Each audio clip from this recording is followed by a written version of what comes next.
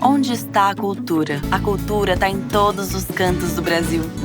E com o Instituto Cultural Vale, vamos valorizar ainda mais nossas manifestações culturais. Ao todo, são mais de 200 projetos criados, apoiados ou patrocinados em mais de 160 municípios. Onde tem cultura, a Vale está.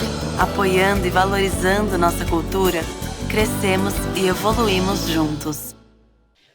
Boa noite a todos, sejam bem-vindos ao Sempre um Papo, que é um projeto em parceria com o Ciclo de Debates Mutações, que é realizado pelo Arte Pensamento e o Sesc São Paulo. Para falar sobre o tema O Espírito e a Criação de Mundos, vamos receber com palmas o nosso convidado da noite, o físico Luiz Alberto Oliveira.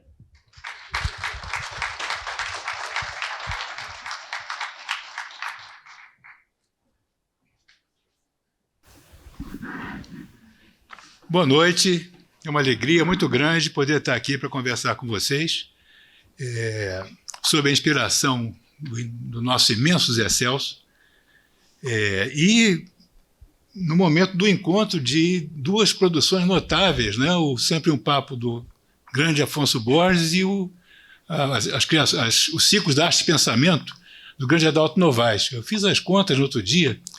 Graças à mediação do saudoso Zé Américo Mota Peçanha, eu conheci o Adalto e participei do primeiro ciclo dele em 1992. Vocês verem.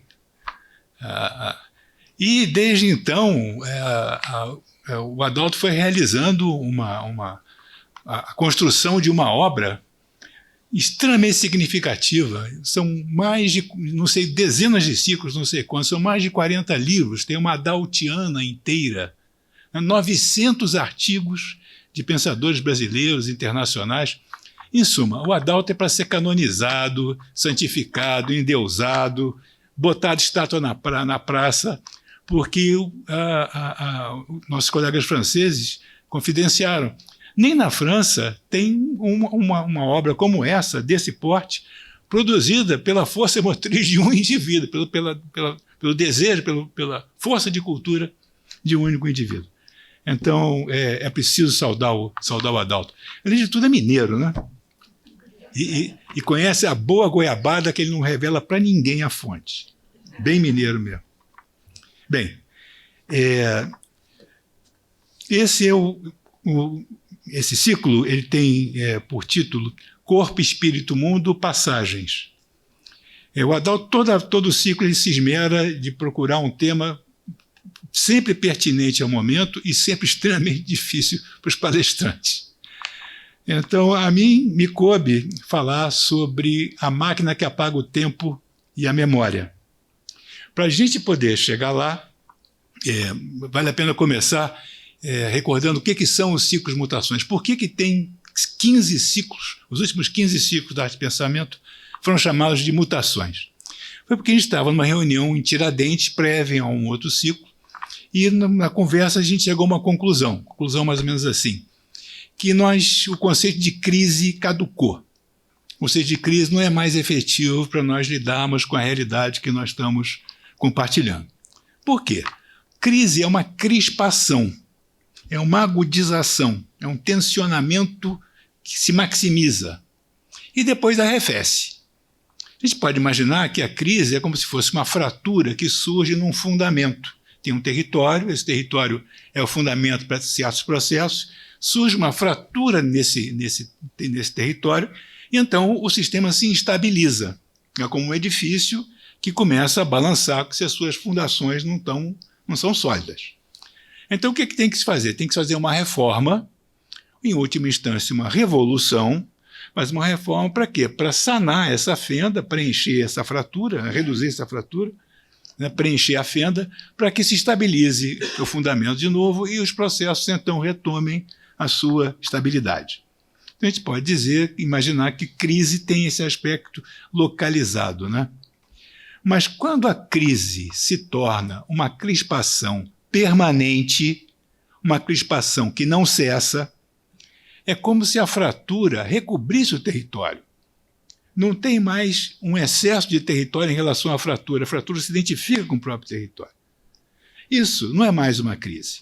Isso é um estado que carece não de uma reforma, carece de uma refundação.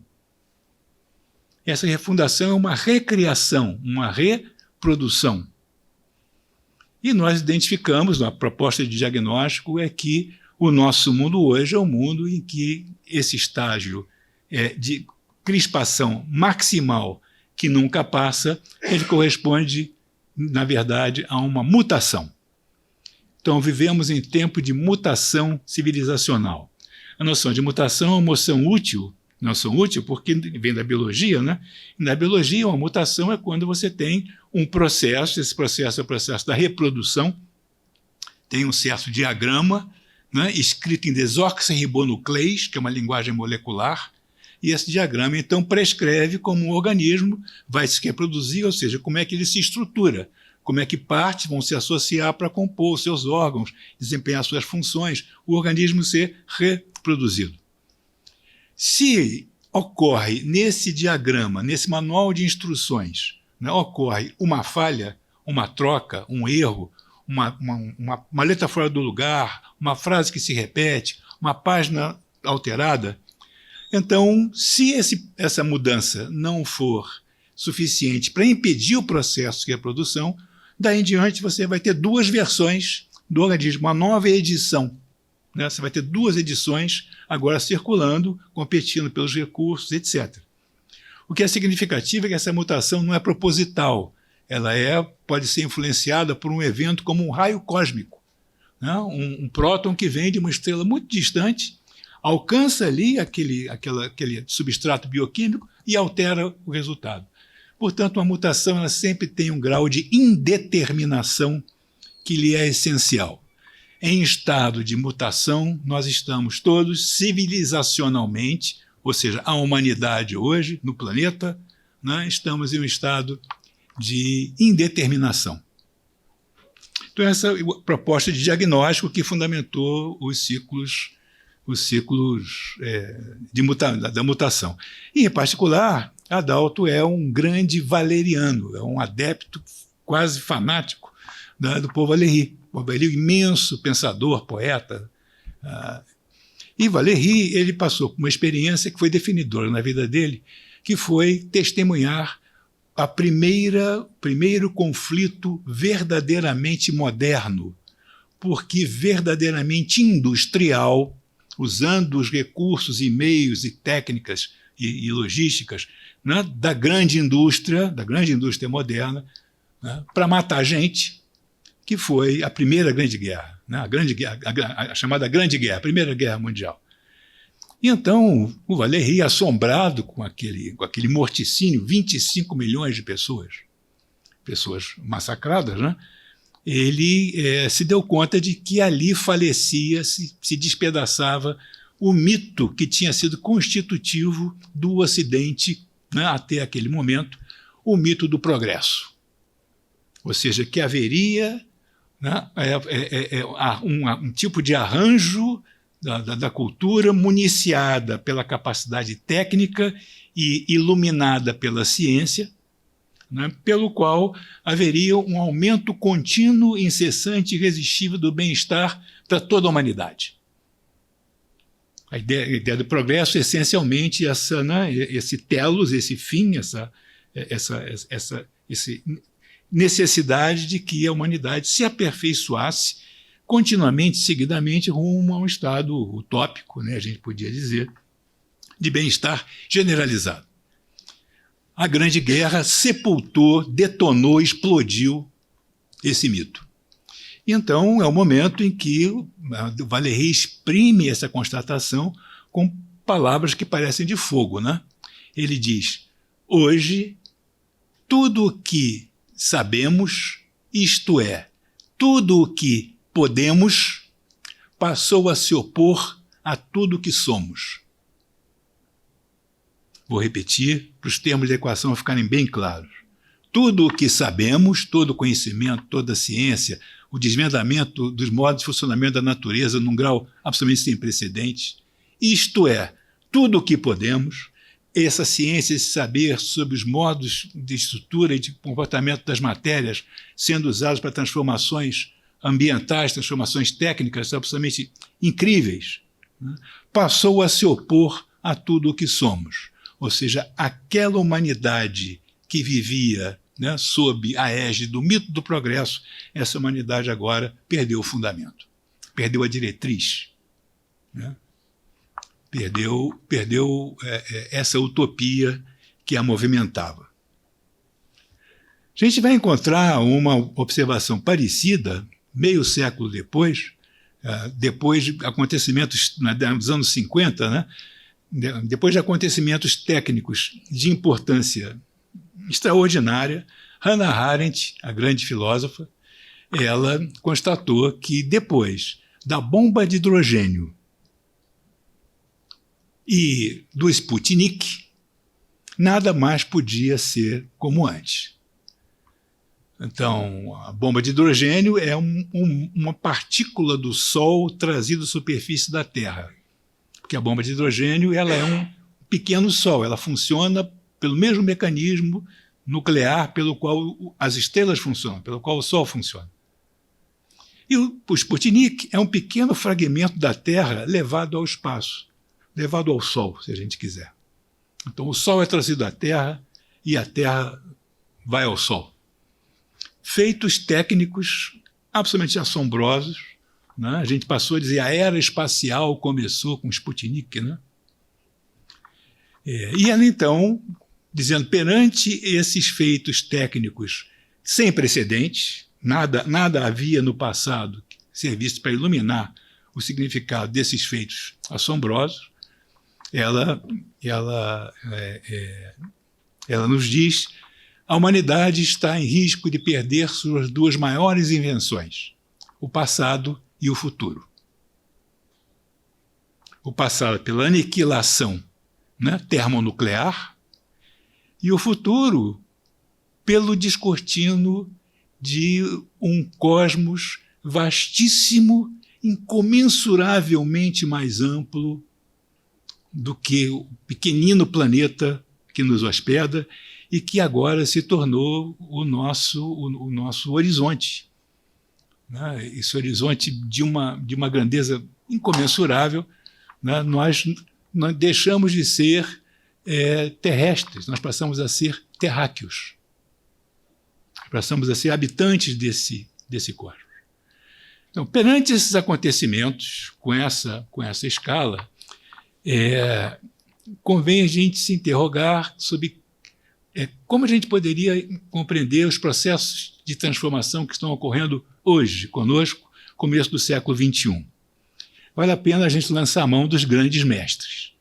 Então, eu vou recorrer a um grandíssimo mestre, que é Jorge Luiz Borges. E Borges tem um ensaio curto, são 2 páginas, mas extraordinariamente conciso e denso. O Borges é incrível como é que ele consegue, com pouquíssimas palavras, exprimir ideias pesadíssimas, ideias poderosíssimas. Esse ensaio se chama A Muralha e os Livros. E ele surge, diz o Borges, pela emoção que ele foi tomado, uma perplexidade que ele foi tomado, quando ele soube que teria havido um primeiro imperador na China, chamado Shi Huangdi, e Shi Huangdi teria sido o imperador que primeiro unificou os reinos em guerra. A China eram 6 reinos permanentemente em guerra, ele unificou estes reinos, surgiu a China, né, uma única China, e ele fez 2 decretos. O primeiro, construir a muralha da China, a maior construção humana, acredito que até hoje, né, a maior construção humana. E o segundo decreto, incendiar todos os livros da China. Ou seja, ele teve a ambição, o mesmo indivíduo, diz o Borges, teve a ambição de circunscrever o espaço, mudar a natureza do espaço, o espaço não ser mais o espaço livre, no qual os nômades mongóis vinham fustigar, né, os reinos chineses. O espaço agora é marcado, uma vasta cicatriz endurecida, né, vai separar diferentes domínios do espaço, de um lado, e, de outro lado, apagar o passado, né, incendiar os livros e apagar o passado do povo mais reverente ao passado de todos, que são os chineses. Então Borges fica perplexo. Como é que no mesmo indivíduo podem conviver esses dois feitos, né? Ele comenta com uma certa ironia, bem borgiana, né? Bom, tiranos construírem muralhas e queimarem livros, isso não é nada notável. Muitos tiranos fazem isso, né? Gostam de fazer isso. Mas o que distingue o Xi-Yuan-Ti é a escala. A escala de atravessar a China inteira e de queimar o passado de um país inteiro. Isso é notável. E aí ele se pergunta o que teria movido o Xi-Yuan-Ti. Qual teria sido será que há uma simetria entre essas duas ações? Será que construir a muralha é, de uma certa forma, uma compensação pela queima dos livros?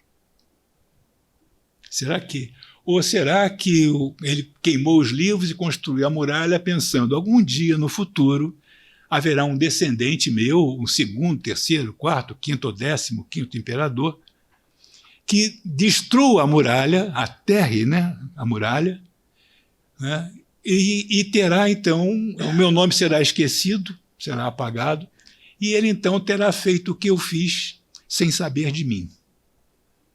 Talvez ele estivesse, então, projetando nesse descendente futuro, né, uma ação simétrica a que ele fez, mas inseparável da dele mesmo. Vou propor a vocês que nós consideremos que há em operação, na atualidade, na civilização contemporânea, uma entidade comparável a Xi-Yuan-Ti, e vou chamá-la de tecnociência. Então, tecnociência seria vou chamar de entidade, outros nomes podiam ser dados, vou chamar de entidade, que tem a capacidade de alterar o espaço e o tempo, na escala Xi-Yuan-Tiesca, na escala das nações do planeta, etc. Bom, o que nós estamos falando? Tecnociência. Primeiro, o que é ciência? Ciência é uma forma de dialogar com o mundo. Ensina mestre Mário Novello. É uma forma pela qual você faz perguntas ao mundo e o mundo dá as respostas, você interpreta essas respostas. As respostas são dadas por experiências, por observações, né? E você sintetiza essas respostas em conceitos, em ideias, em hipóteses, novas hipóteses. Então é um constante conversar do espírito humano com o mundo, né? E dito assim, isso parece uma banalidade. No entanto, essa conversa permite que nós dialoguemos com as estrelas distantes, que nós saibamos como é que o Sol funciona. Permite que a gente dialogue com as moléculas, que a gente dialogue com o invisível, que a gente converse com os vírus. Recentemente andamos empenhados numa séria discussão com os vírus.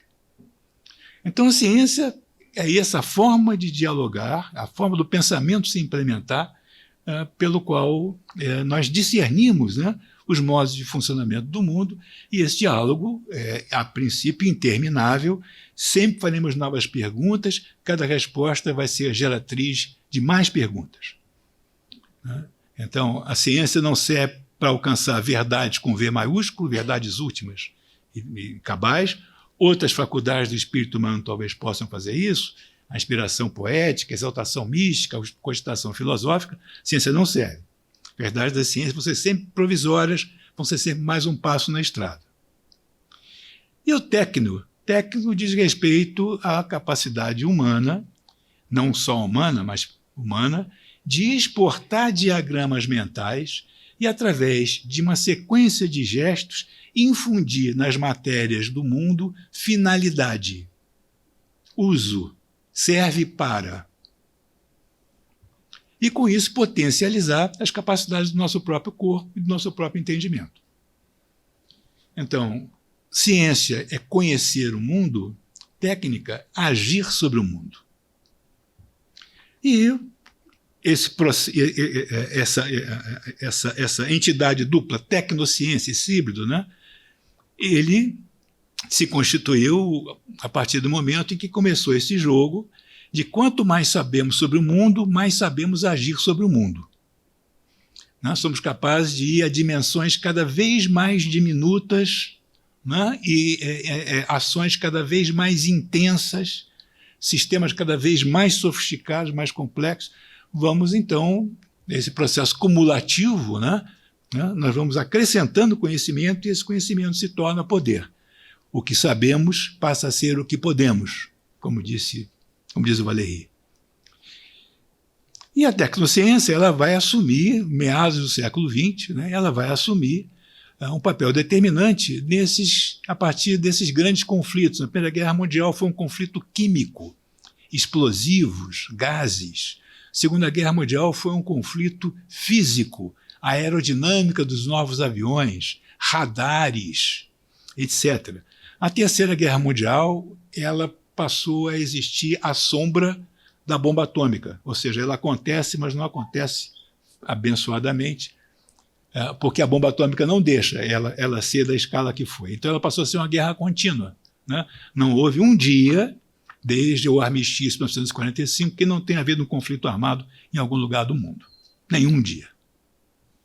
Então podemos chamar isso de uma terceira guerra, que não é concentrada como as duas anteriores foram, mas é disseminada. Em toda parte ela vai acontecendo. E a tecnociência, então, é a geratriz dessas capacidades bélicas. Não tem outra coisa, né? A ciência aplicada é que faz coisas extraordinárias, como mísseis hipersônicos, né? Bombas disso, petardos daquilo, em suma, essa pletora de entropia enlatada, de desordem condensada, que são as armas.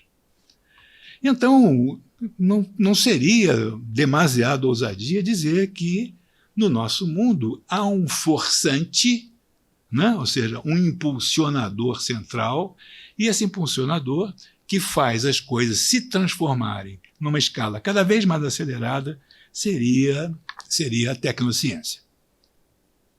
Bem, por que o título Corpo, Espírito, Mundo, Passagens, né, desse ciclo?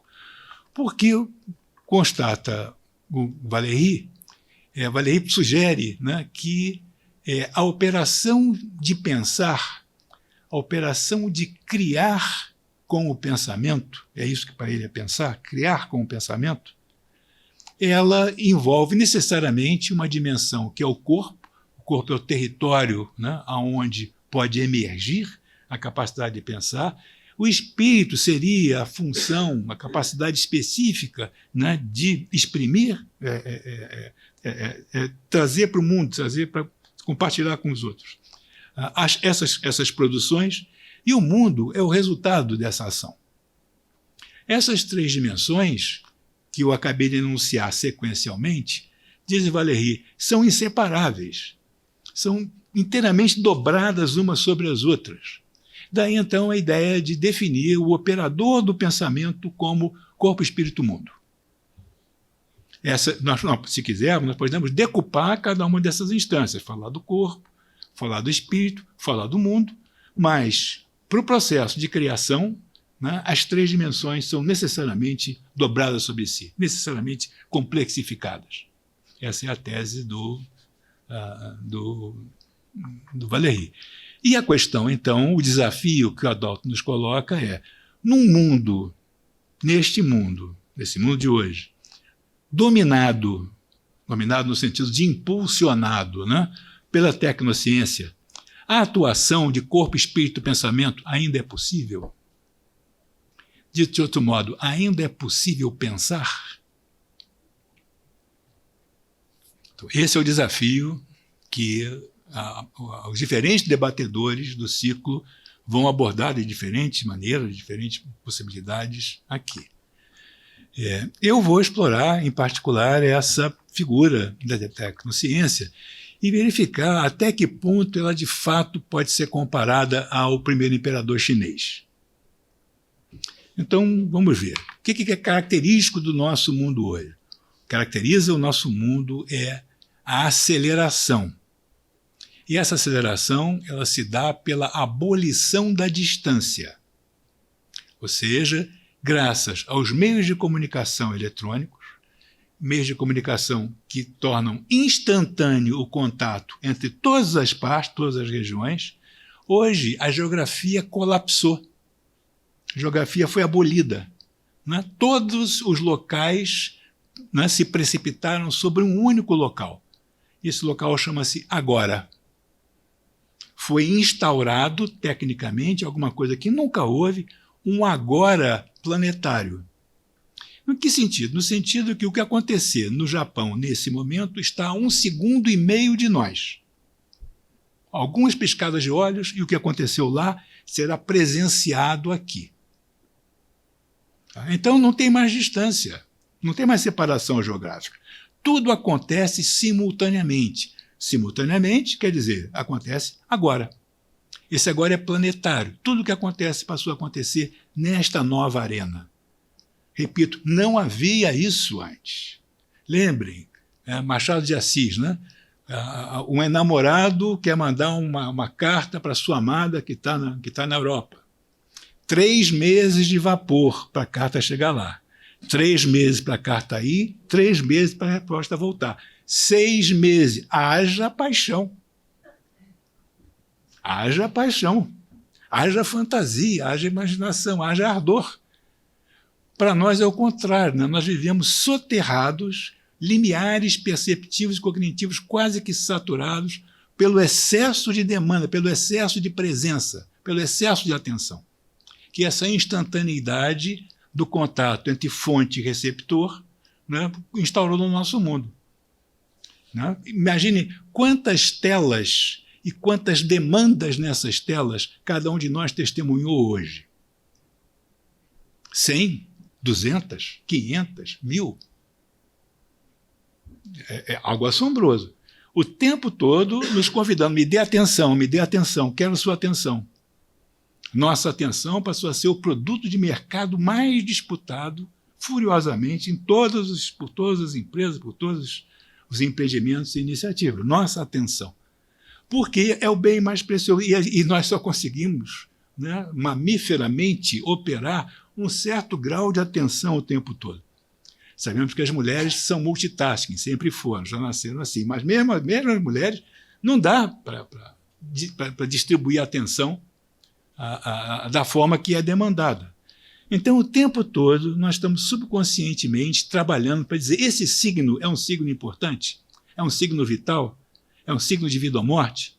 É um pare ou siga? Ou é só mais uma demanda de compre, compre, compre, compre?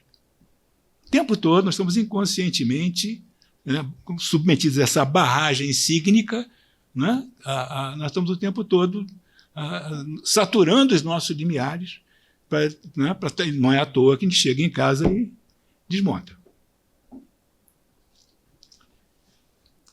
Então, Paul Virilio vai dizer que a nossa época é marcada pela aceleração, a aceleração leva a essa instantaneidade é a abolição da geografia. Ou seja, a tecnociência no nosso mundo não separou o espaço, não demarcou o espaço, circunscreveu o espaço, como fez Shi Yuan-Ti. Aboliu o espaço. Vamos convir que é um feito digno de um imperador.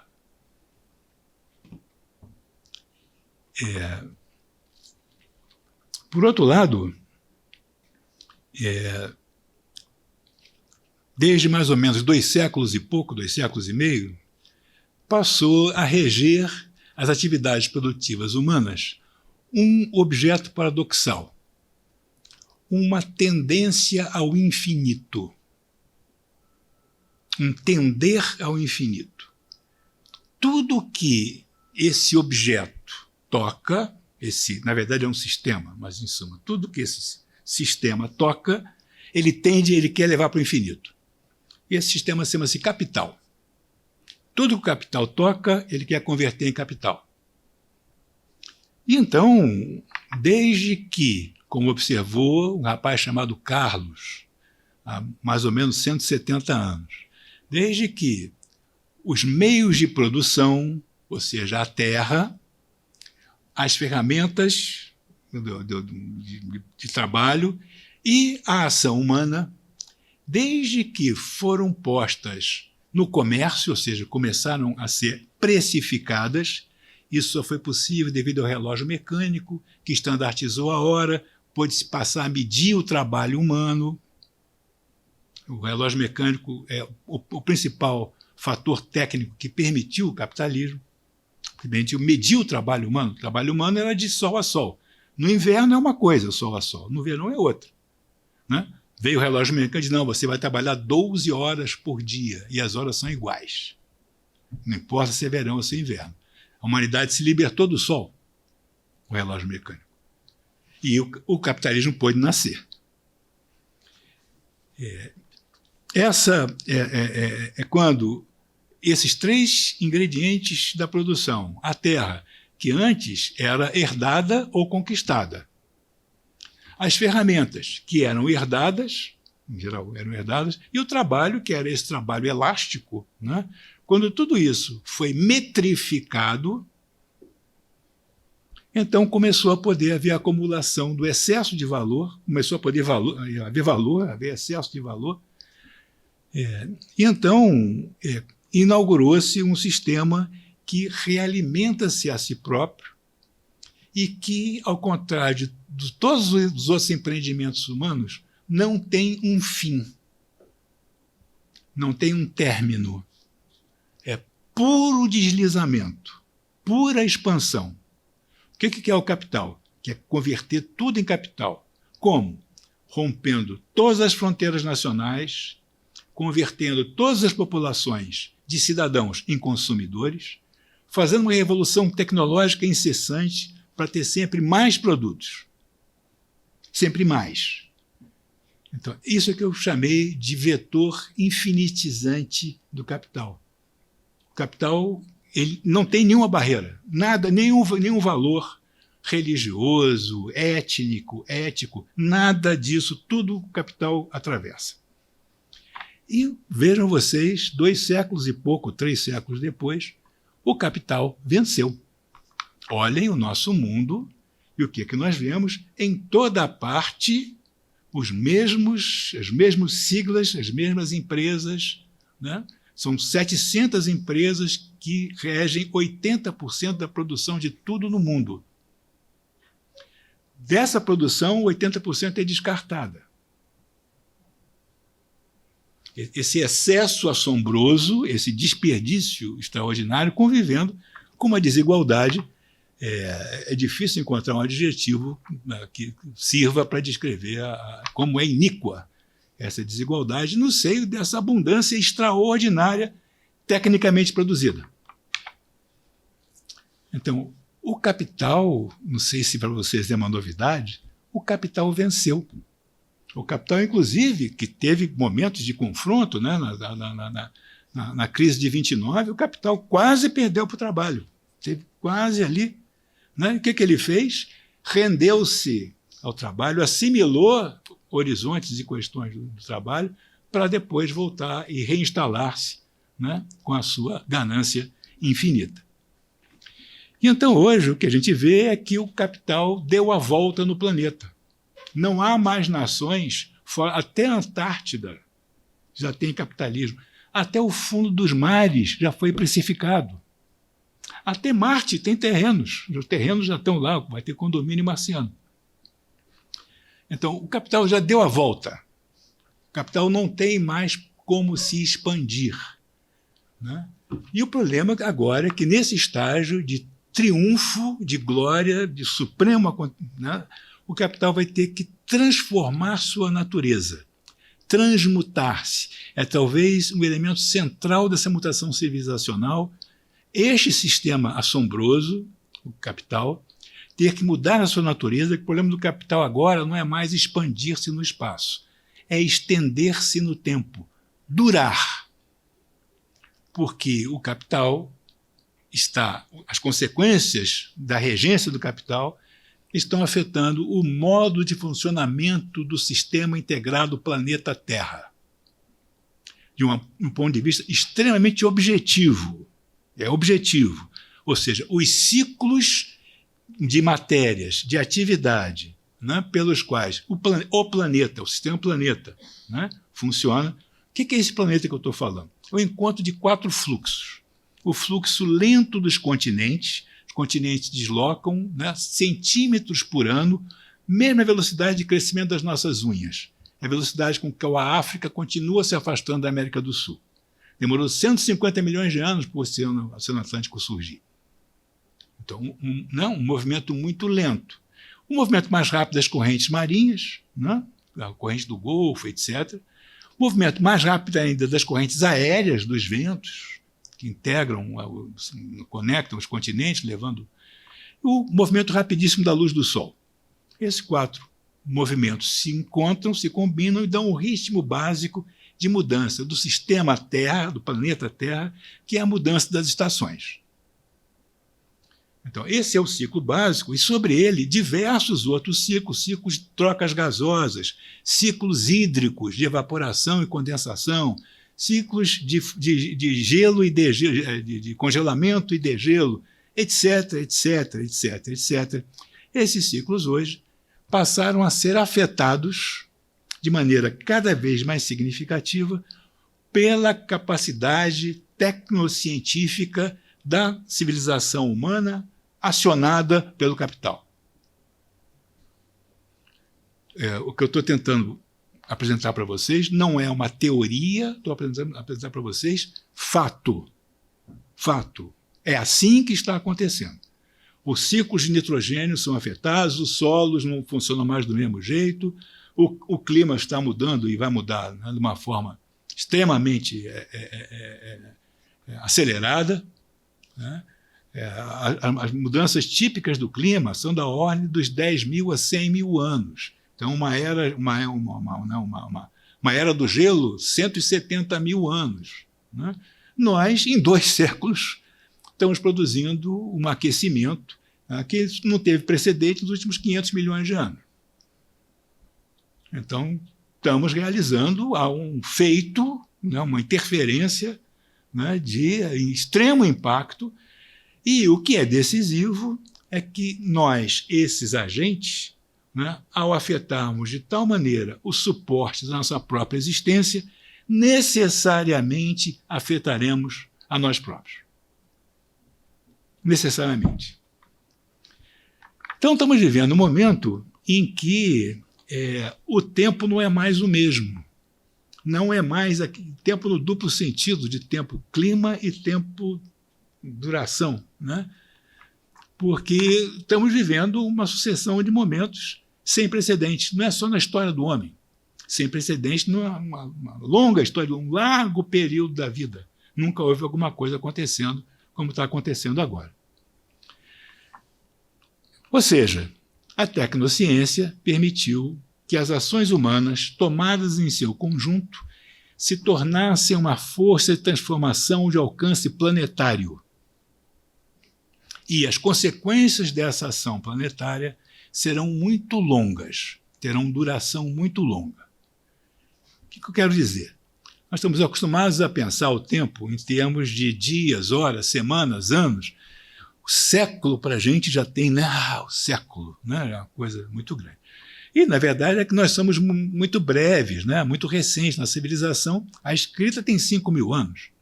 A cidade, a maior invenção humana, tem 10 mil anos. 10 mil anos são, sei lá, 400 gerações. A primeira cidade, o nosso avô estava lá. Muito perto, muito pouco, muito breve, muito recente. Mas, com a detonação dos artefatos nucleares, durante 5 décadas, nós cometemos a insanidade de detonar quase 1 milhar de artefatos nucleares na atmosfera. Esses artefatos nucleares, eles produzem, como subproduto da detonação, produzem o que se chama radionuclídeos, que são núcleos de átomos instáveis, que vão se fragmentando com o tempo.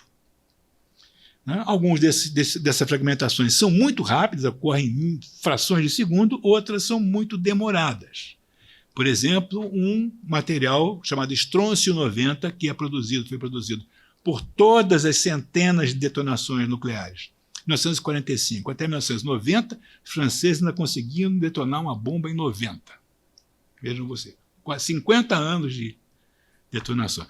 O estrôncio 90 tem a chamada meia-vida de 24 mil anos. Isso quer dizer que se você tem 100 núcleos de estrôncio 90 aqui agora, daqui a 24 mil anos vão ser 50. Daqui a 48 mil anos vão ser 25. E assim por diante.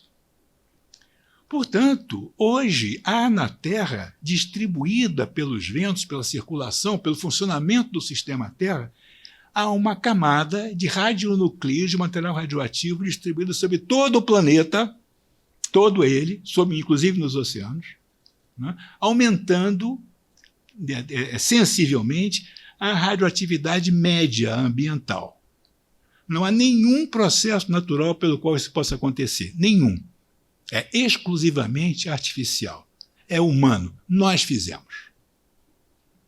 Podemos assinar embaixo, se nós quisermos assinar essa grande obra.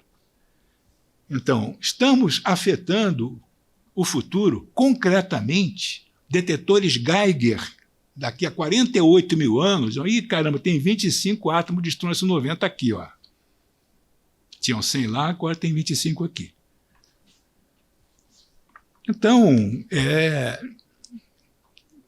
houve a sugestão de que, perante a ação desse novo agente, a ação humana tomada em seu conjunto, munida pela tecnociência e impulsionada, né, pela ganância infinita do capital, esse novo agente planetário ele determinaria uma nova era geológica, o antropoceno, a época, seno é época, né? A época dos humanos. A época que uma determinada espécie tornou-se um fator de transformação do planeta como um todo. Não preciso dizer que não há precedentes, nada jamais na história dos 3 bilhões de anos e meio de história da vida, nada jamais aconteceu dessa maneira e com essa rapidez. Então, vejam, de fato, nós somos Xi-Yuan-Ti. Nós estamos mudando o espaço e o tempo para nós, para todos os outros seres vivos, para todo o planeta, para os nossos descendentes, para o futuro longínquo. Só que agora, né, nesse incêndio do antropoceno, o que vai arder não é o passado, o que vai arder é o futuro.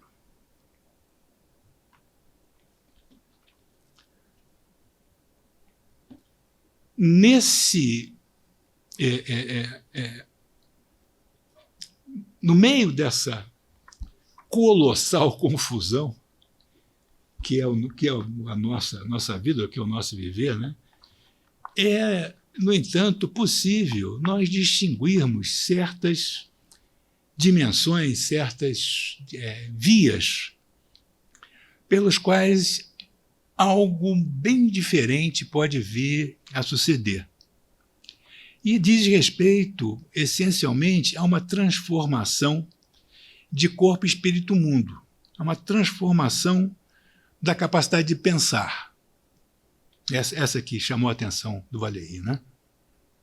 Eu vou tentar dar para vocês esboços, inícios para a reflexão de vocês do que eu estou querendo dizer. Nós achávamos ocidentais irremediáveis, né? Nós achávamos que sabíamos o que era pensar. Nós achávamos cartesianos irremediáveis, né? Nós achávamos que pensar era, sobretudo, separar. Análise é separação, né? O pensamento analítico é o pensamento que separa. Separa o quê? Natureza de cultura, humano de não humano, sujeito de objeto, naturato de artefato. Então, pensar era proceder a esses vastos sequenciamentos, essas vastas distinções, e organizar o mundo num imenso repertório de classificação. Classificar tudo classificadinho. Cada coisa no seu estojinho. Achamos que pensar era isso. E que, portanto, né, sendo essa uma ação essencialmente racional, ratio é a capacidade de sopesar, né, de ver para que lado a balança pende. Né? Então, esse sopesar é o princípio diretivo da separação, do separar, do distinguir. Você sopesa, isso aqui está assim, isso aqui está assado. Vamos separar. Então, nós seríamos os operadores privativos da razão. Só nós temos razão, só nós pensamos. Qual é a principal evidência de que só nós pensamos, desde Aristóteles? A linguagem. Só nós temos essa linguagem rica, sofisticada, simbólica, descritiva, imaginativa, inventiva, que recobre o mundo, né, que é a base da cultura. E a cultura é uma segunda natureza que veio se sobrepor à primeira natureza. Né? Por que segunda natureza? Porque nós, humanos, somos centauros. Né? Nós somos parte orgânicos e parte culturais. Se um organismo humano não for imerso num campo cultural, qualquer que ele seja, qualquer língua, qualquer etnia, ele não será um humano completo. Ele terá uma biologia humana, mas não será um ser humano, porque não falará, não pensará, não agirá e possivelmente se extinguirá. Então, nós somos centauros, é a nossa grande originalidade. Nós somos seres naturais e culturais, inseparavelmente. Só há humano quando há cultura, e a cultura é a linguagem. Então, nós dizíamos, né, só temos nós e os outros. Nós pensamos, os outros não pensam. Ocidentais irremediáveis, nós tínhamos separado o mundo em nós e eles, humanos e não humanos, pensantes e não pensantes. E aí vejam vocês o que acontece. Por exemplo, 1995, anteontem, né? Anteontem, uma bióloga chamada Suzanne Simard, que descendente de uma família de madeireiros do Canadá, ela trabalhando para uma empresa de corte de madeira, né? Em suma, uma empresa que põe abaixo as florestas e depois precisa replantar para poder continuar tendo matéria-prima para cortar uma geração depois. E ela tinha um problema, e o problema é que quando a determinação do governo canadense era clara, você tem que plantar só, quando você corta, você replanta só as espécies úteis. As outras espécies que você encontra na floresta natural, que não tem valor econômico, vão só drenar recursos. Então você tem que plantar só aquelas espécies que sempre têm valor comercial. E isso era um fracasso. Eram muito poucos os replantios que tinham sucesso de refazer a floresta. Enquanto isso, quando havia, né, a combinação de árvores economicamente interessantes e outros tipos de árvores, você plantava essa mistura, no entanto, aí o replantio vingava. E a médio prazo era economicamente mais interessante você replantar a mistura do que plantar só o foco econômico. E ela, então, começou a fazer experiências para compreender por que isso acontecia e descobriu que havia uma rede de cooperação entre as árvores da floresta. E o que é mais espantoso é que essa rede de cooperação não era feita de árvore, ou seja, apenas as raízes de árvores. As raízes das árvores participavam de uma rede de fungos, uma rede de cogumelos, e essa rede de cogumelos interagia com uma capa de bactérias sob a ponta das raízes. Havia toda uma troca aí de água, de elementos, substâncias químicas, etc. Então tinha ali um mundo de cooperação no qual as árvores cediam açúcares, né, para os fungos, e os fungos passavam oxigênio e carbono, né, do solo para as árvores e das árvores entre si. E ela então foi fazendo experimentos cada vez mais sofisticados para mostrar como, de fato, havia essa troca. Ela usou material radioativo para marcar as trocas. Ela mostrou que, de fato, aquilo que estava ali estava em uma árvore e passava para outra. A única forma era havendo essa mediação, essa rede, né? Durante 30 anos, ela tentou mostrar nos congressos, nas academias, convenceu os acadêmicos, convenceu os burocratas do governo de que aquela forma de plantar era errada, porque não levava em conta o fato essencial de que uma floresta, ao contrário do que supunha Aristóteles, não é uma coleção de indivíduos. Uma floresta é uma comunidade. E que, portanto, ao invés de pensar a floresta em termos econômicos, valia mais a pena pensar a floresta em termos sociológicos. Olhem que loucura! Olhem aquilo. A floresta é uma sociedade, é uma comunidade. Cuidam-se entre si. Ela descobriu, né, que as florestas que mais se recuperavam eram no qual eram mantidas certas grandes árvores antigas, ela chamou de árvores-mãe. Mãe é coisa de mamífero. Mãe não é árvore. Mamífero é que é mãe. Mas ela chamou de árvores-mãe porque elas coordenavam a distribuição dos recursos na rede fungal, na rede dos micélios, na rede dos cogumelos. E com isso protegiam, né, o que recebia menos sol, recebia açúcares ali para poder crescer mesmo com menos sol. Na época que, tinha, né, que o sol chegava, e ele compensava. Em suma, uma comunidade de trocas, uma comunidade em que há intensa comunicação entre os seus integrantes.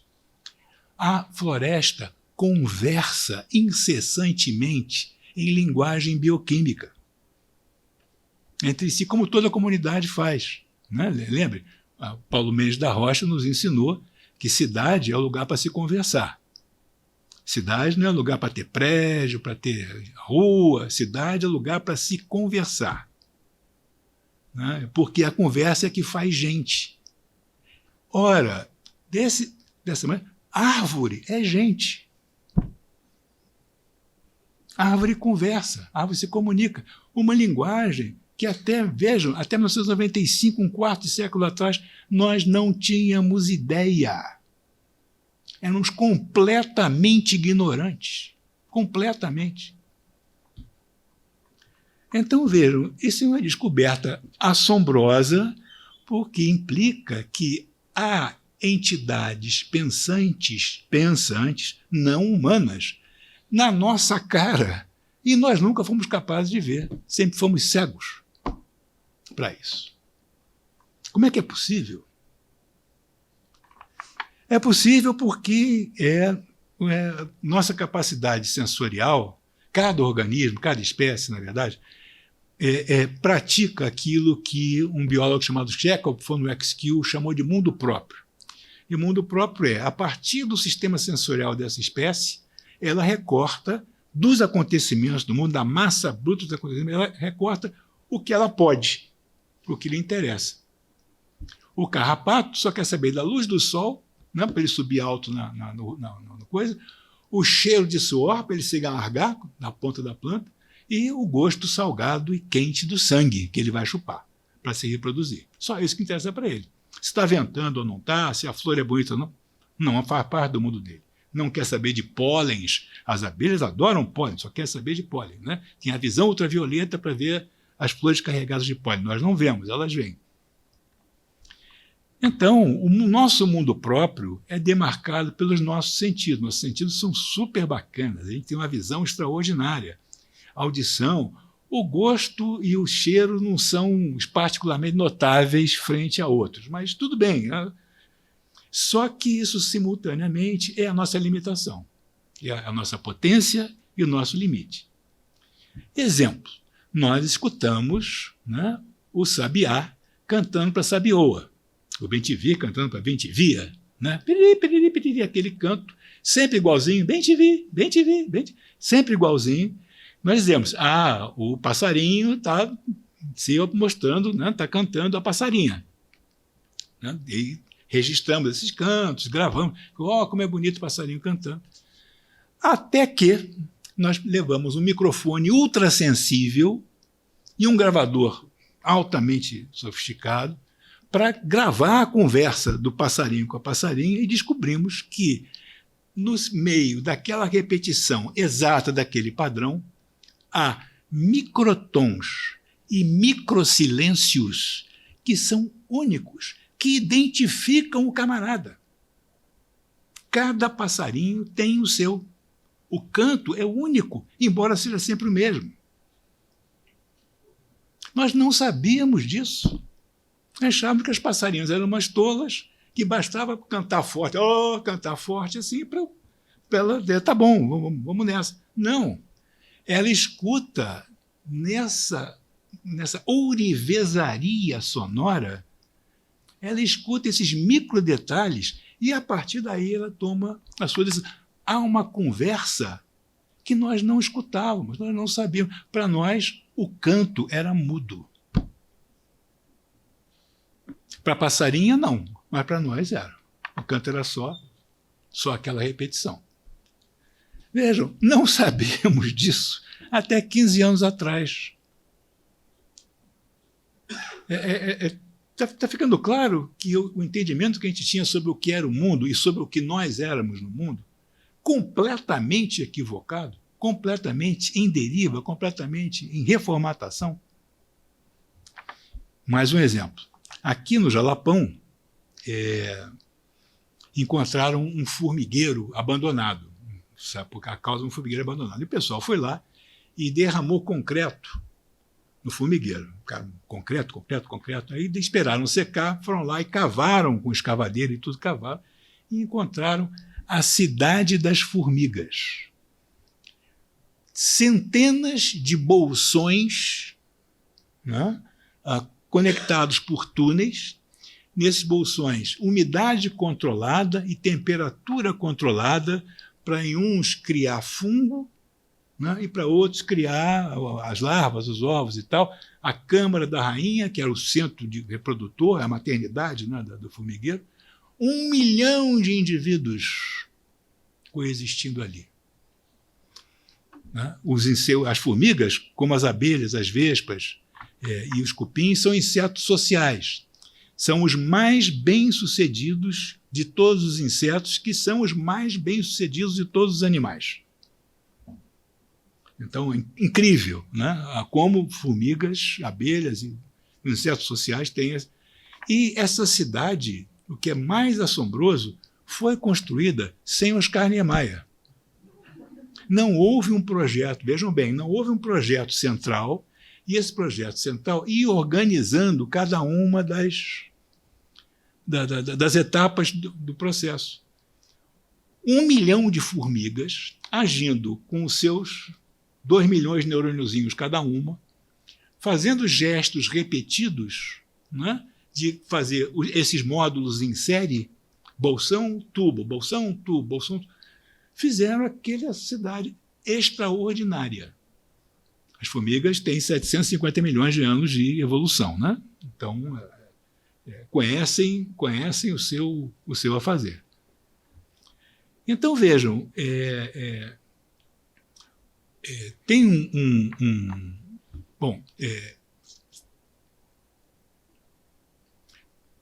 formigas, insetos sociais, formigas, vespas, abelhas e cupins, compartilham conosco, com os humanos, uma característica que o biólogo Eduardo Wilson chamou de eusocialidade. Eusocialidade é dispor de um ninho, nesse ninho coexistirem diferentes gerações e haver repartição do trabalho. Então, você pega no formigueiro, né? O formigueiro convive desde a larva até a formiga adulta, a repartição do trabalho, no caso, a abelha, a formiga, a rainha, é só para produzir filho, o zangão é só para fertilizar a rainha, né? Tem o operário grandão, o operário pequenininho, o operário grandão para defesa, o operário pequenininha para pau para toda a obra. Então, de fato, as formigas são eusociais. Nós também somos eusociais. Né? Temos um ninho, nossa caverna. Nessa caverna coexiste o vovô até o netinho, e há diversificação de ações, a especialização de ações. Há aquele que é bom de curtir curtir o couro, aquele que é bom de quebrar a pedra, aquele, né? Isso é transmitido geração após geração. Muitas funções são compartilhadas ali. Então, vejam, há qualquer coisa, como pelo menos, fora organismos microbianos, há qualquer coisa como 5 milhões de espécies. Tá? Dessas 5 milhões, só os insetos sociais, os primatas Homo sapiens, 2 tipos de rato de toca, 2 mamíferos, e 3 famílias de camarão de água doce são eusociais.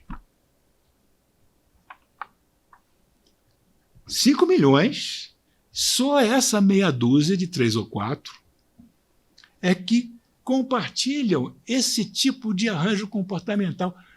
E dois deles são extremamente bem-sucedidos, os insetos sociais e o Homo sapiens. Os ratos da toca, aparentemente, vivem muito felizes nas suas tocas. A conversa deles é por cheiro, eles são cheiradores, têm um olfato incrivelmente desenvolvido. Então, eles chegam a sentir movimento pelo cheiro. É uma coisa impressionante. E os camarões de água doce realmente não tem muito o que dizer, não dá para entender muito o que são, mas são. Mas estão lá. Então, vejam, nós somos criaturas que temos, cada um de nós, 80 bilhões de neurônios no cérebro. 80 bilhões de unidades, vamos dizer assim, unidades informativas, unidades transformativas, unidades processadoras de informação. Tá? Cada um de nós, então, 80 bilhões. Cada formiga tem 2 milhões. 2 milhões. Mas um formigueiro com 1 milhão de formigas, ele vai ter 2 milhões vezes 1 milhão. Vai ter 1 trilhão de unidades informativas. Então, um formigueiro é uma entidade com uma capacidade cognitiva comparável ou superior à nossa. Formigueiro, abelha, colmeia, né? Cupim, o que for. Então, é muito limitado da nossa parte achar que esse poder de processamento, comparável ao nosso, que ele não corresponde a um tipo de cognição comparável ao nosso. Se trata, na verdade, do fato de que nós não sabíamos olhar, não sabíamos ver, não sabíamos entender que um formigueiro é capaz de falar. Como é que o formigueiro fala? Vem um tamanduá, chega perto do formigueiro, né? Saem aquelas formigas parrudas do formigueiro, né? Para defender o formigueiro, o tamanduá saboreia aquelas formigas, daqui a pouco elas voltam lá para dentro. E foi uma conversa, mais ou menos assim: bom dia, tamanduá, vamos tomar um café da manhã juntos? O tamanduá saboreia aquelas formigas todas. Aí, quando o tamanduá vai embora, o formigueiro fala: valeu, até a próxima. Por que o formigueiro agradece ao tamanduá? O tamanduá comeu formigas, afinal de contas. É porque para o tamanduá é muito mais importante a alteração no metabolismo do formigueiro causada pela disrupção do tamanduá. Ou seja, as formigas vão trocar de câmara, vão trocar de equipe, vão trocar de função, todo o formigueiro vai se ativar em função desse diálogo, e daí em diante o formigueiro vai ter uma marca, uma cicatriz, uma tatuagem, dizendo: no mundo existe tamanduás. Ele que não tinha essa memória, ele passa a ter essa memória. E para ele, ter esse aprendizado sobre o mundo é muito mais significativo do que umas poucas centenas de formigas, ela que tem 1 milhão. Né? Nós recebemos a carícia de uma pessoa amada, essa carícia tão gentil, né, arranca algumas dezenas de células epiteliais da nossa pele. Pouco nos lixamos para as células epiteliais, azar o delas. Queremos a carícia da pessoa amada, é ou não é? Então, a mesma coisa acontece com o formigueiro. Então, o formigueiro conversa. Como é que é a conversa do formigueiro? Como é que o formigueiro fala? Fala com o seu corpo, com as suas formigas, que são suas células. As nossas são fixas umas nas outras, as deles são móveis, são fluidas.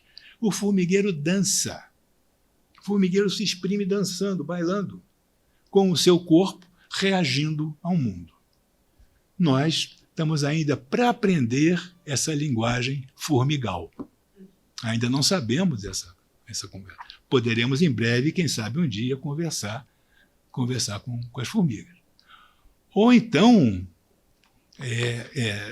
outro tipo de seres absolutamente extraordinários são os polvos cefalópodes, né? os polvos são o mais parecido com o sistema nervoso alienígena que alguém já pôde imaginar. Porque tem um cérebro central e cada tentáculo é um cérebro autônomo. Então, cada polvo são 9 cérebros. Uma confusão do caramba, né? Porque cada tentáculo é curioso independentemente, explora o mundo de acordo com a sua vontade. De vez em quando, ele manda um sinal, e aí o cérebro central, opa, vamos então agir em conjunto aqui, fugir, comer, fazer alguma coisa que precise fazer. Senão, cada tentáculo é por si. Então, é dificílimo para nós tentarmos transferir nossa cognição para essa cognição com um substrato tão diferenciado, tão distinto do nosso. No entanto, nós sabemos agora que os polvos eles têm uma capacidade de eletrificar pequenos cristais na sua pele e mudar de cor uma rapidez assombrosa. Né? Então, ele faz mimetismo de areia. Na hora que o tubarão chega, ele se vira areia, se disfarça de areia. Né? Capacidade de... E ficam, às vezes, já foi chamado polvo, antipolvo, fazendo uma verdadeira ópera luminosa um para o outro. É difícil não imaginar que eles estejam conversando. Difícil, porque um frente ao outro, né? Aquele movimento e aquela troca intensíssima de cores para lá e para cá.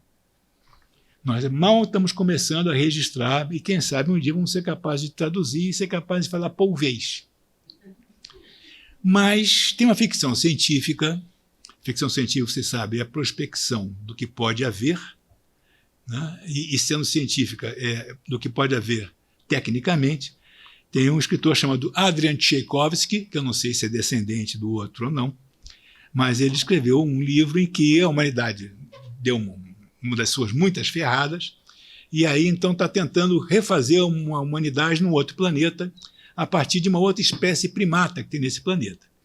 E aí é desenvolvido um vírus que acelera a evolução que demoraria milhões de anos, para, por exemplo, os símios falarem, em poucas gerações haveria essa aceleração.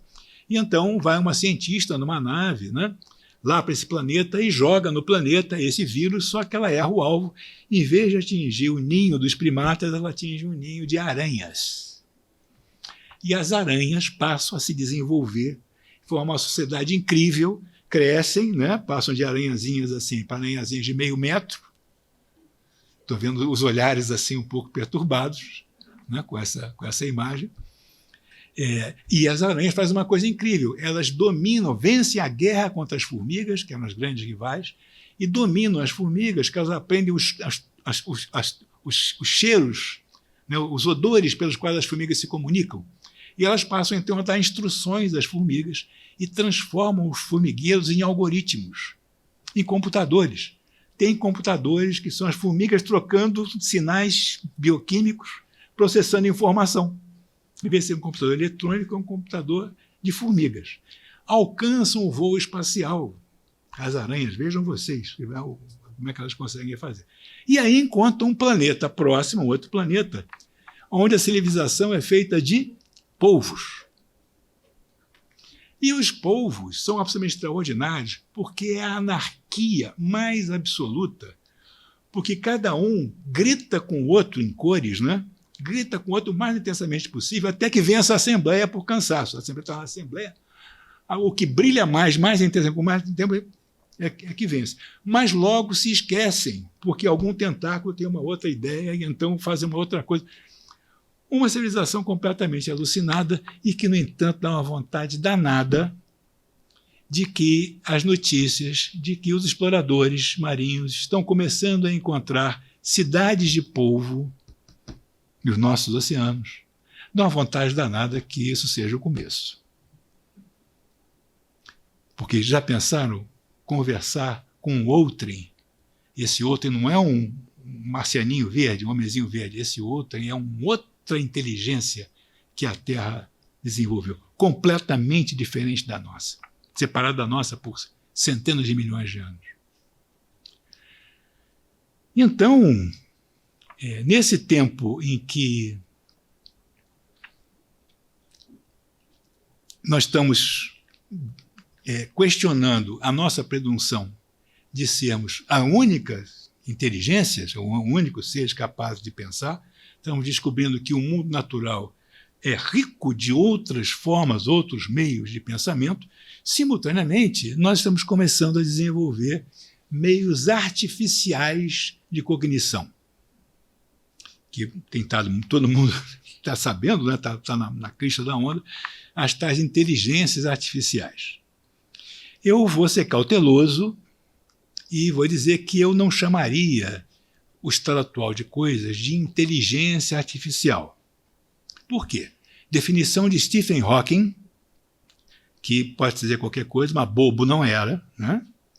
Stephen Hawking, definição de inteligência dele. Inteligência é a capacidade de se adaptar à mudança. Então, o que quer que seja capaz de se adaptar à mudança, faz uma ação inteligente. Essa é a definição dele. Então, isso não tem a ver com ter um sistema nervoso central como o nosso. Pode ser um sistema com um povo, se o povo adaptar, pode ser uma cognição distribuída como a das formigas. Se adaptar, está sendo inteligente. Essa é a definição. E as formas atuais desse tipo de sistema altamente sofisticados de processar a informação, que nós temos chamado de inteligência artificial, na verdade, eles são o que eu chamo de dispositivos de razão sintética, porque eles operam meramente na razão. Eles são espíritos descarnados, sem corpo e sem mundo. Não tem sensação, não tem a base sensória, não tem como ter vivência. O formigueiro tem experiência, cria memória. O ChatGPT não. O ChatGPT ele se nutre, né, do passado. Então, tudo que tinha na internet até 2019, o ChatGPT digeriu, assimilou. Então, é um oráculo perfeito para o passado. Não é incapaz de um gesto de autêntica inovação. Por quê? Tudo que ele pode fazer é recombinar. Recombinar é uma arte notável. Nós não somos outra coisa do que uma recombinação de átomos gestados em explosões estelares distantes, rearranjados pela evolução biológica, até chegar a essas coisas, essas maravilhas que estão aqui. Nós e tudo mais, né? Então, recombinar é uma arte fundamental. Tudo que existe é combinação de coisas. Mas falta o ingrediente decisivo do inesperado. Não tem o raio cósmico que atinge o transistor do computador para fazer o ChatGPT fazer uma coisa diferente. Tudo que ele faz diferente somos nós que programamos de fora ainda. Então, ele é meramente um sistema racional, só pesa. Isso aqui é mais pesado do que isso. E, sobretudo, tudo que ele consiste é linguagem. Mais nada. E na linguagem ele é muito bom. Está vendo o pessoal, os roteiristas e tal, todo mundo de olho em pé, olho arregalado. Caramba, esses sujeitos vêm recombinar, recalchutar aqui tudo que já foi dito e fazem coisas notáveis. Mas ainda carecem do atributo fundamental para poder pensar, segundo Valéry, corpo, espírito, mundo, né? Não tem corpo nem tem mundo. Quando e se esses sistemas se encarnarem e quando esses sistemas se contextualizarem, ou seja, migrarem para o mundo, migrarem para um contexto, para um fora, e tiverem sensores, né, e tiverem memória, e puderem sofrer e gozar, então nós vamos ter à frente, efetivamente, a uma entidade que vai ser capaz de se adaptar. Aí teremos uma inteligência, vai ser fascinante coexistir com essa inteligência, que, novamente, não é um homenzinho verde, que veio de Marte. É um tipo de sistema que nós fomos os parteiros. E nós somos os mentores, os instrutores. Nós somos os cuidadores desse germen de alguma coisa muito nova, muito diferente que está acontecendo aí. E que será, francamente, não humana. Nós já não somos capazes de acompanhar os modos pelos quais os chats GPT da vida, né, processam informação. Não somos capazes. Né? Esses sistemas podem fazer coisas incríveis. Por exemplo, eles podem ter acesso e comparar todos os raios-x e todas as tomografias de, por exemplo, pulmão, já tomadas, todas, 1 bilhão, sei lá, 10 bilhões, não sei quantas são. Nenhum de nós, multidões de nós, por gerações, não seremos capazes de fazer essa compilação. Eles são capazes de fazer e, de repente, vão descortinar padrões ainda não percebidos que vão dizer, essa coisa aqui tem a ver com isso causa aquilo, o tratamento vai ser esse. Então, é para se entusiasmar com essa capacidade assombrosa, né, de lidar com essas imensas quantidades de dados.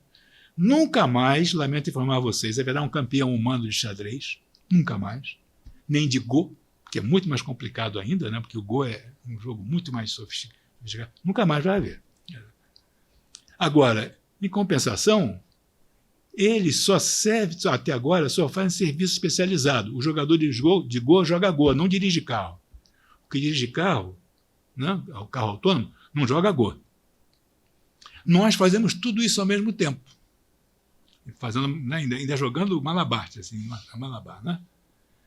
Então, essa ainda é a nossa vantagem. Agora, novamente, cada um de nós, 80 bilhões de neurônios, 80 bilhões de unidades informativas, cada um com mais ou menos 10 mil conexões uns com os outros. Tá? Então, isso dá 1 trilhão, sei lá quanto, de unidades de processamento. Somos 7,5 bilhões. Então, você faz a conta, tem mais ou menos 1 sextilhão, que é o número que vem depois do quintilhão, né, de unidades informativas biológicas, contando só os Homo sapiens, sem falar de tudo mais, só os Homo sapiens. Bom, a gente faz a mesma conta para um transistor. Aqui tem a maldade, né, porque um transistor não é comparável a um neurônio, fazem coisas muito diferentes, mas como o transistor é a base da capacidade artificial de processar a informação, vou contá-lo, para os fins que nos interessam aqui, né, como unidade informativa básica. Juntando todos os computadores, celulares, etc, que tem aí, descobrimos que tem qualquer coisa da ordem de 1 sextilhão também.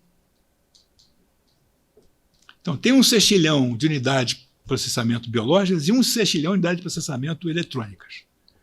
Qual a diferença fundamental? As unidades biológicas, abençoadamente, se reproduzem via papai e mamãe, demorando vários anos até a maturidade, etc.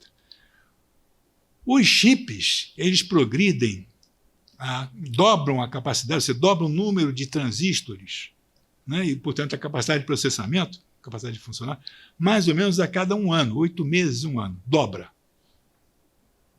Então, é fatal que as unidades de processamento artificiais nos superarão em número grandemente. Absolutamente fatal. E isso provavelmente já está acontecendo, né? Já há um maior. Só que eles não são integrados do jeito que nós somos integrados, eles não fazem sociedade como nós fazemos, ainda cambeta, como a nossa sociedade é, né? Mas nós fazemos sociedade de uma maneira que eles não fazem ainda. Então, nós conviveremos com essas formas de razão sintética e, eventualmente, elas evoluirão para submente e, mais eventualmente, ainda evoluirão para o que seria uma mente completa. E, nesse dia, nós nos sentiremos extremamente orgulhosos porque fizemos uma coisa comparável ao que a natureza fez conosco depois de 4 bilhões de anos.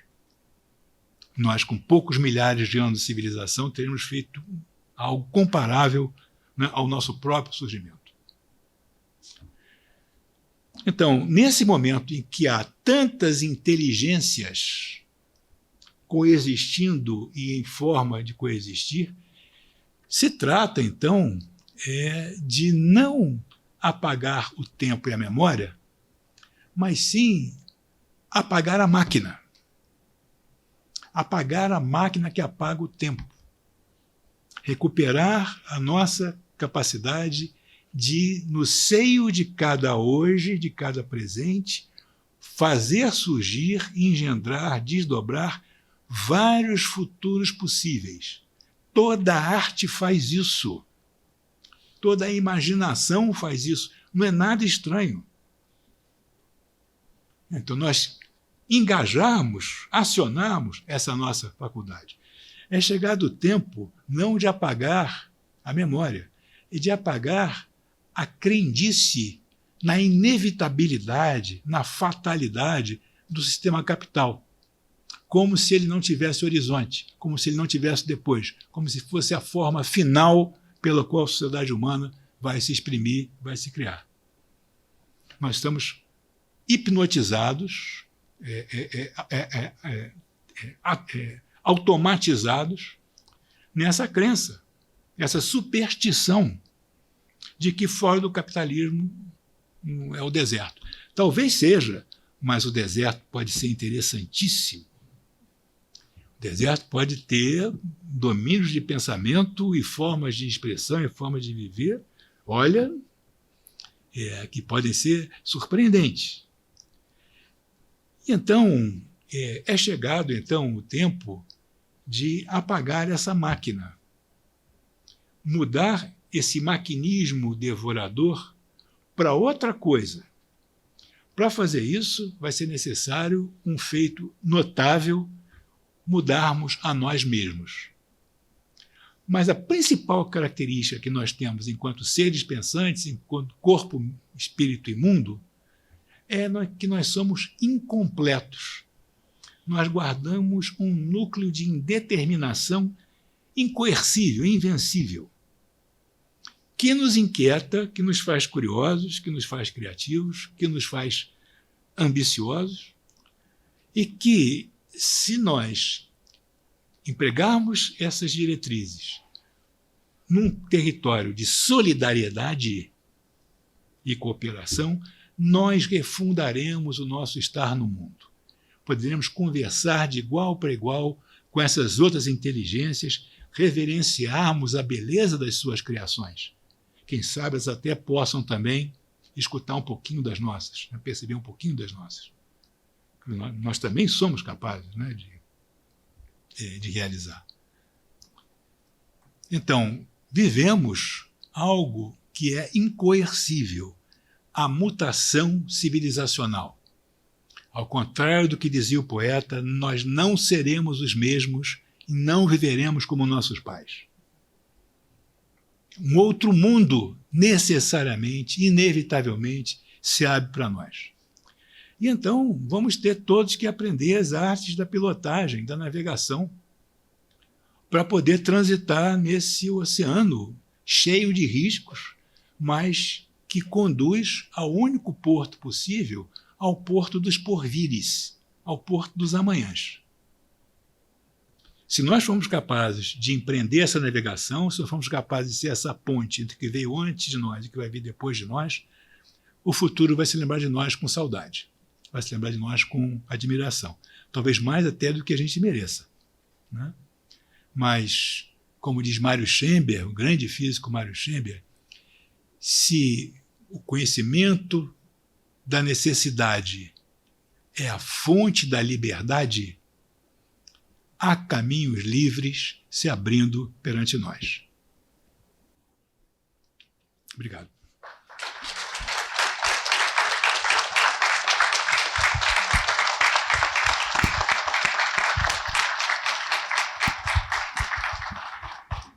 Muito bom, né?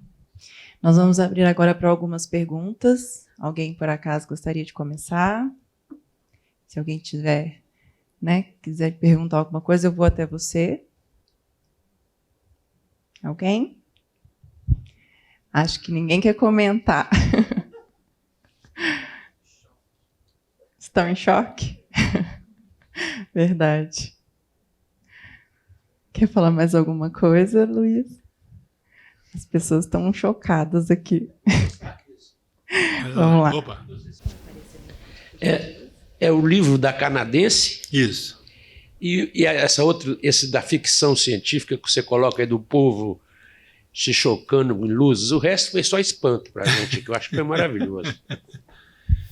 Olha, chama-se Looking for, In Search of the Mother Tree, Buscando a Árvore Mãe, da Suzanne, com 2 N's, Simard, Simard. A Simone, ela no futuro vai ser reconhecida como uma das mais notáveis cientistas de todos os tempos, porque é uma descoberta devastadora, né? Departamentos inteiros de academia foram varridos, aquelas suposições idiotas, todas varridas, né? E o outro é Children of Time, Crianças do Tempo, do Adrian Tchaikovsky, como o nome do músico. Todos os 2 livros são fascinantes, fascinantes. E sobre os polvos, como é que chama? Ah, caramba! Tem um documentário que é sensacional, sim, e tem um livro que é do Tim Godfrey, que eu não vou me lembrar o nome. Agora, daqui a pouquinho eu lembro. Mas que é sobre como é que o povo pensa, a cabeça do povo. É absolutamente fascinante, né? Extraordinário. A gente pensa que a árvore é imóvel, né? A árvore é imóvel, a árvore está enraizada, mas a floresta anda. 1 quilômetro por ano, mais ou menos, nas condições médias, a floresta se expande. Então, em 1000 anos, a floresta anda 1000 quilômetros. Então, nós somos muito rápidos para ela. Ela não consegue nem perceber direito o que está acontecendo quando nós vamos lá. E nós não conseguimos entender o que é um ser que vive na Idade Média de 500 anos. Não conseguimos atinar com o que seja essa. Para nós é uma eternidade, né? O mais Matusalém dos humanos não chega a 1/3 de uma árvore comum, né?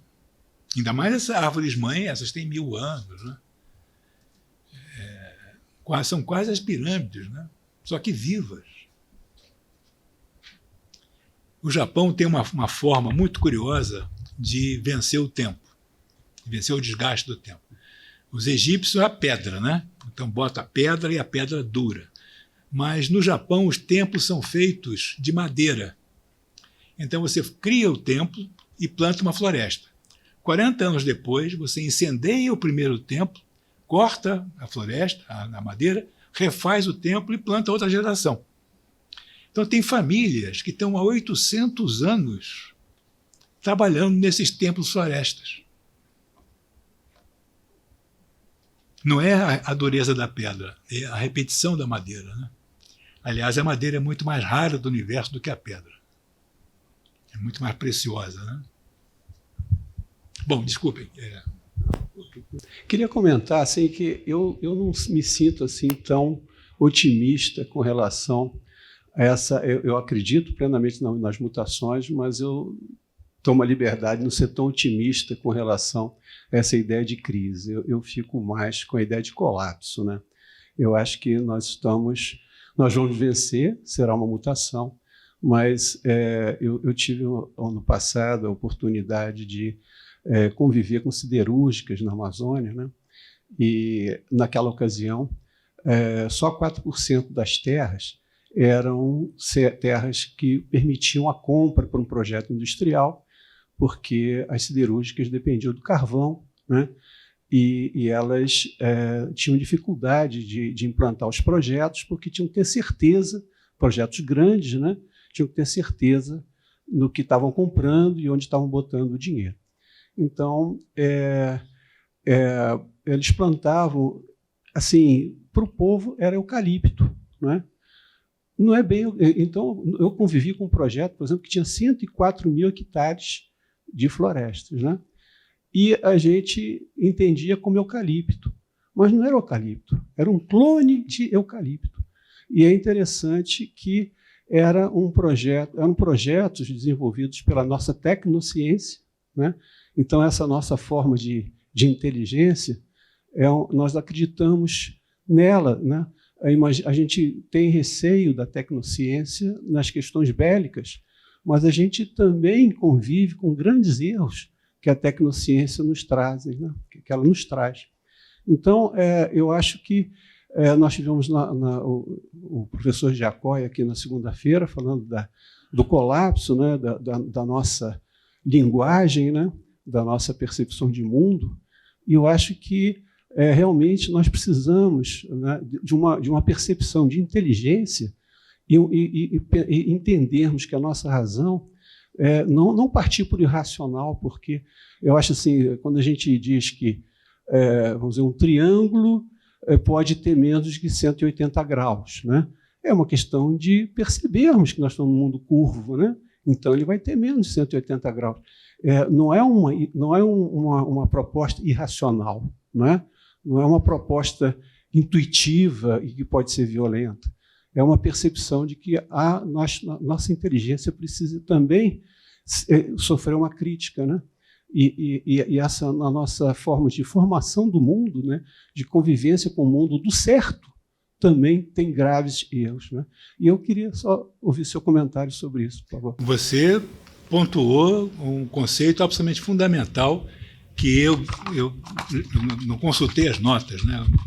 Com essa mania agora de não consultar as notas. Aí eu não falei do colapso, que é o conceito decisivo pelo qual a gente pode augurar, fazer como os adivinhos antigos faziam, augurar o destino do capitalismo. E tem uma palavra que define esse estado terminal do financismo extremado do capitalismo global planetário hoje. Essa palavra, do Jared Diamond, é colapso. Por quê? Porque todas as atividades, os processos necessários para o funcionamento estável do sistema estão em desbalanço e em deriva, todas simultaneamente. Não aconteceu com uma que vai acomodar, não. Então é uma desacomodação generalizada. Se a gente vê o destino de outras civilizações, muitas civilizações humanas já, não, importantes já houveram, então se a gente vê o que aconteceu em todas as civilizações nas quais haja uma pressão excessiva sobre os recursos ambientais, acoplada a uma instância climática, uma instância ambiental desagradável, seca muito forte, enchentes muito fortes, etc. Sempre que há esse esgotamento dos recursos de uma área acoplado com uma não renovação desses recursos, né? E na sociedade haja uma desigualdade excessiva, concentração demasiada de benefícios e recursos para um segmento muito pequeno dessa sociedade, esta civilização, a história assim o demonstra, colapsou. Alguns dos colapsos foram reversíveis, muitos dos colapsos foram irreversíveis. Civilização da Ilha de Páscoa, colonização viking da Groenlândia, Império Gupta na Índia, Império Han na China, Império Romano do Ocidente, civilização maia, né? Todas essas civilizações, elas tiveram o seu ápice, seu clímax, e depois colapsaram em função dessa combinação de fatores. Ora, olhamos o nosso mundo hoje, o que nós vemos? Que nossa civilização, que hoje é planetária, não há nenhum domínio do planeta que não seja afetado, direto ou indiretamente, pelas nossas ações, em particular nossas ações econômicas, o nosso produzir, né? Em toda parte nós vemos esse impacto das nossas ações, degradação ambiental, o solo se exaurindo, água doce se extinguindo, né, de um lado, e o clima indo a uma troca, os ritmos do clima indo a uma troca cada vez mais rapidamente, e, de outro lado, uma desigualdade indecente, né, que faz com que os 6 homens mais ricos do mundo tenham mais recursos do que os 3 bilhões mais pobres. 3 bilhões. Isso é uma pirâmide tão aguda, que quase não dá para compreender, né? Esse sistema é um sistema intrinsecamente instável, porque as condições de estabilidade que são mantidas por esse vasto regime de ciclos em cooperação Se os ciclos estão todos descompensados, esse sistema tenderá à instabilidade. É isso. E então, o capitalismo ele se defronta hoje com essa necessidade existencial de mudar a sua natureza. Vejam, mudar a natureza de qualquer coisa, a natureza de cada um de nós. A mudança do capitalismo parece quase impensável, né? No entanto, obrigatoriamente, o capitalismo terá que se transmutar, terá que fazer parte dessa vasta mutação civilizacional, porque não se trata mais, como eu falei, de expandir no espaço, agora é estender no tempo. Estender no tempo é durar. Durar é estabilidade dos ciclos. Não tem jeito. E o horizonte do capitalismo, então, o horizonte que o capitalismo não poderá superar de maneira nenhuma, né? O abismo no qual o capitalismo inevitavelmente se despenhará, a muralha invencível com a qual o capitalismo vai se esborrachar, chamam-se leis da natureza. As leis da física, da química, da biologia, da etologia, que são leis invencíveis. Não tem jeitinho, não tem dar um por fora. Gravidade, eu vou dar um por fora para você, você deixa de fazer as coisas caírem, tá? Não rola, não tem. Então, é um momento em que o capitalismo está servindo para nós, humanos, como um espelho, para nós vermos a nossa humanidade e a nossa além da humanidade. E isso nós estamos sendo convocados a realizar. Porque o além-capitalismo será simultaneamente um além do humano, desse humano que nós achávamos que era, desse humano que não sabia conversar com as florestas. Humano não, há muitos humanos que sabem conversar com as florestas. Os povos originários sabem perfeitamente, né, que as árvores falam. Sabem como é que os passarinhos cantam, né? Sabem conversar com as montanhas, com os rios. Como não conversar com eles? Como é que não se conversa se eles são gente? Se eles conversam de volta, né? Então, durante demasiado tempo, nós não entendemos que essa sociedade eram capazes de pensar de um modo extremamente diversificado e rico. Extremamente. E o que é mais notável? Essas sociedades lidam com a joia, com a pepita mais rara do existir, que é a diversidade. Como você falou, nós substituímos a extraordinária riqueza pluridimensional da floresta tropical densa, da floresta amazônica, por clone de eucalipto. Coisa mais homogênea que pode ter, cada um calculando o quanto de água vai extrair do solo, né, em quanto tempo o solo vai estar esgotado com esse regime de funcionamento, numa espécie de operação suicida, né? Ou homicida, ou genocida, em suma, o que a gente quiser chamar. Então, você tem toda a razão, era necessário que a gente trouxesse a perspectiva do colapso, que o colapso é o outro nome para a transição. Iremos para além do capitalismo por meio do colapso. O colapso será o nosso mar. Por ele navegaremos. Haverá muitas pauladas no lombo, muitas tetas na cuca. Mas é o caminho. Por aí passaremos. Nós, corpo, espírito, mundo, passaremos.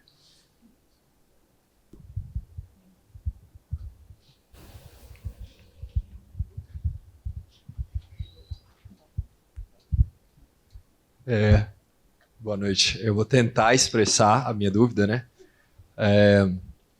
Quando você fala da ganância ilimitada, certo? Do capital, que o capital atualmente domina o mundo, as nossas atenções, a nossa atenção, né, de todo mundo, que a gente precisa de ter uma mutação para não sofrer esse colapso. Eu acho que tem que ter um norte, certo? Você comentou da solidariedade e da cooperação que a gente tem que ter como outras culturas, como outros seres. Mas qual que é o caminho? O que você acha que pode acontecer antes do colapso fatal? A gente precisa de um caminho. Se eu me permitir, eu diria que antes do colapso, nada do colapso já está. O colapso só vai ter os seus graus, sua acentuação, vai ter suas etapas. No colapso já estamos. Não tem como voltar atrás. Aquele mundo que nossos pais viveram, esse mundo está perdido para sempre. Outros mundos estão abertos, sem dúvida. Aquele não mais. Aquele não dá mais. E o nosso desafio, né, é o de reconhecer que se a diversidade é o meio pelo qual o mundo efetivamente opera, pela coexistência do dispar, do ritmo assíncrono de cada processo se integrando para produzir uma nova unidade, como acontece na sinfonia, né? Se isso é assim, então a base da existência não é a competição, é a cooperação. A competição vai ser uma forma que vai emergir em certas circunstâncias a partir de um campo cooperativo fundamental. Vejam, cada um de nós é feito de aproximadamente 100 trilhões de células humanas. Células têm DNA humano. Habitam em nós 200 trilhões de organismos não humanos. Ou seja, há em nós um ecossistema tão rico, denso e variado quanto uma floresta. Na verdade, a flora de cada um, a flora bacteriana de cada um dos nossos umbigos é mais identificadora, é mais identitária que nossa expressão digital. Cada um de nós tem uma diferente. A distribuição das bactériazinhas ali é única.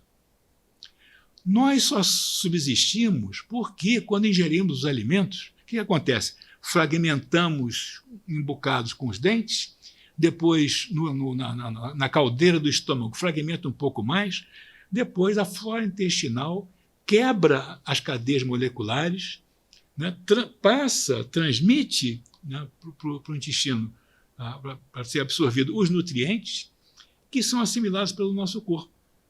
Se nós não tivéssemos a flora vicejando em nós ingeriríamos alimentos e não seríamos capazes de realizar a etapa molecular fundamental de assimilar um nutriente. Morreríamos de fome, cheios de comida. Então, é pela cooperação do diverso que a natureza consegue ser tão exuberante, tão rica, tão diversa, tão variada. Esse entendimento deve ser o norte ou o sul para as nossas ações. É preciso que nós desenvolvamos uma ética. Essa ética é uma ética de afirmação da vida, e afirmar a vida é afirmar a diversidade. E essa ética ela vai poder, talvez, vir a se implantar em termos sociais, em termos do maior número possível de parcelas da humanidade, através de uma varinha mágica, do instrumento mais extraordinário que existe de forjar gente, que chama-se educação. Então, qualquer ato, qualquer ação educativa, do tipo que for, onde for, na escola, fora da escola, onde quer que seja, que vocês encontrarem, valorizem, afirmem, apoiem. Qualquer um. Não interessa o conteúdo, não interessa a língua, nada disso. Se ajudar a formar ideia, né? A formar corpo, espírito, mundo nas cabecinhas, é a melhor maneira de pavimentar ou de semear o caminho para o futuro. Esses caminhos cheios de liberdade. Né? Então, não há nada mais supremo se tudo que eu falei aqui, alguma coisa ficar em vocês, é a educação. É o que tem para se valorizar mais do que tudo, porque é a forma de fazer gente. E gente é para brilhar, né? Não para morrer de fome. Boa noite. Boa noite. Bom, agradecer. Na verdade, é um comentário, né? Eu tenho lido, assim, me inteirado mais sobre a Amazônia, sobre a floresta, e eu estou lendo Arrabalde, o livro, né, do João Moreira Salles, e toda uma pesquisa que ele fez.